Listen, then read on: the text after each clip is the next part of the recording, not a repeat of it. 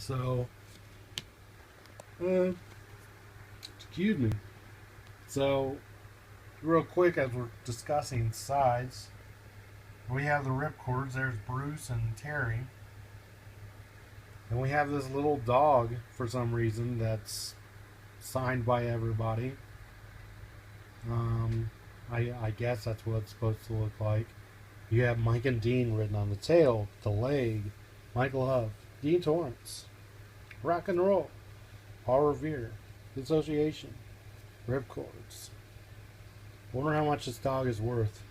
I wonder if Mike Love still cuddles with that every night to when he goes to sleep. 11 hits you've heard over and over. They'll sound even better when you rock and roll again with Mike and Dean. Of course, there's Mike and Dean. Actual size of Mike Love's head, ego-wise. There's the Association on the left and Paul Revere and the Raiders on the right. And we've grown up a bit since the 60s. So, there we have side 2, Sugar Shack by Mike Love. I actually really like this version. It's kind of funny. The end of it has Mike doing his bass vocals of Short and Bread, and he says, or the end of Sugar Shack's scenes, Mama's little baby loves Sugar Shack. Mama's little baby loves Sugar Shack. You can find that on YouTube or something. Listen to that. It's kind of funny. Kind of cool that he references Short and Bread, something that Brian Wilson loves to do on all of his records. So that was Sugar Shack. Over in the Raiders, 96 Tears. Typical cover, nothing great. Baby Talk, which was a Jan and Dean song, not bad. Wild Thing by Dean, still okay. The Do Run Run with Mike. Again, the Do Run Run was kind of proposed for the early 80s. I don't know if it was proposed for Keeping the Summer Alive or not, but I know Made in Summer, Made in California put out the Beach Boys cover of the Do Run Run, and it's Carl's singing lead. Again, maybe Mike heard that or remembers them singing that and thinking, hey, Mike Love could do that. He could do an awesome version. So, I don't know. Just, something that may have ran through his head. Then Her Boyfriend's Back by Mike and Dean. So, another pretty stellar cover. And, of course, we're not talking about this cover being stellar. But anyway, hope you enjoyed the coverage of the Mike Love solo album, solo years and side projects. If you ever get a chance to find if you ever find these at a record store or something, or have a chance to buy them, I would totally buy it.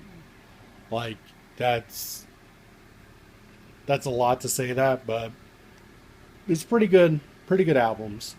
The Celebration stuff. I know there's a second Celebration album called Disco Celebration. All I remember it having is a disco version of California Girls and First Love from Mike Love's First Love album, which was his first solo album he tried out but didn't succeed. But I don't think that was an official record that was actually sold. I feel like it was given out at concerts, but I'm not really 100% on that.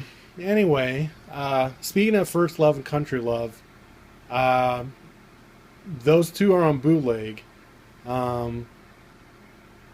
First Love was the first album that he tried as a solo artist. It's okay. It's got like Sumahama on it. I think it was recorded around 78.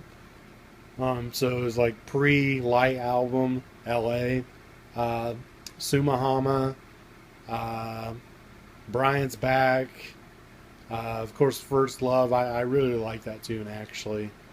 Um, hmm, what else was on there? I cannot think. Viggy? Yeah, that's not a good one. Yeah, sorry, Mike. That's not too great. I haven't listened to that in a while, so I can't remember what else is on. I think I Don't Want to Know's on there as well, which was on the Celebration album. Um, and ironically, like I Don't Want to Know was like a Mike tune that he sang lead on First Love, I believe, and then he put on Celebration. Dave Robinson sang the lead on that. I feel like I Don't Want to Know was also re-recorded for Unleash the Love, early 2000s maybe, mid 2000s, and I want to say Christian Love, Mike's son, did the vocals for that. I am not 100% sure. I've not listened to Unleash the Love in a long time either. Um, it's a pretty good album too. Uh, it's got Cool Head, Warm Heart on it, and Brian's Back, another version of that. Then he tried doing Country Love, which is, when I was told about it and when I've read about it, it's got 0 stars out of 5, and people were like, it's terrible, and it just, I don't know. It's a lot of people give it a lot of crap over the years, and I thought, I'm a Beach Boys fan. I've sat through all the sessions of SOT and bootlegs and whatever, on CD. I can sit through Country Love, I'm sure. But it's actually hard for me to sit through it and not hit the skip button on a couple. It's just, it's not very Beach Boys esque. I thought to myself, uh, this is like the difference Sweet Insanity is to like Brian Wilson '88. Sweet Insanity is kind of hard to listen to, but it's not quite as challenging